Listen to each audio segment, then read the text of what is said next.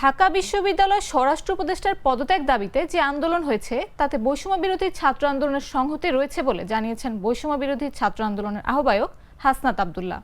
সোমবার দুপুরে কুমিল্লার ব্রাহ্মণপাড়ার নাগাইজ ফয়জিয়া রাজ্জাকিয়া ইসলামিয়া দাখিল মাদ্রাসার 2025 সালের দাখিল পরীক্ষার্থীদের মিলাদ ও বিদায় অনুষ্ঠানে যোগ দিয়ে তিনি কথা বলেন।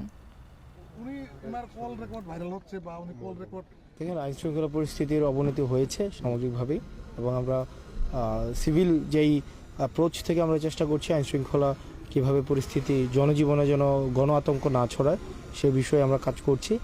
একই সাথে সাথে আপনি এটিও জানেন যে গতকালে ঢাকা বিশ্ববিদ্যালয় ও আমাদের স্বরাষ্ট্র উপদেষ্টার আমাদের পদত্যাগের জন্য আন্দোলন হয়েছে। তো সেই আন্দোলনে আমাদের অবশ্যই সংহতি রয়েছে। সেই জায়গা থেকে আমরা উপদেষ্টার কার্যালয়ের দিকে গিয়েছি এবং গিয়ে দেখেছি সেখানে উনি প্রেস কনফারেন্স করছেন।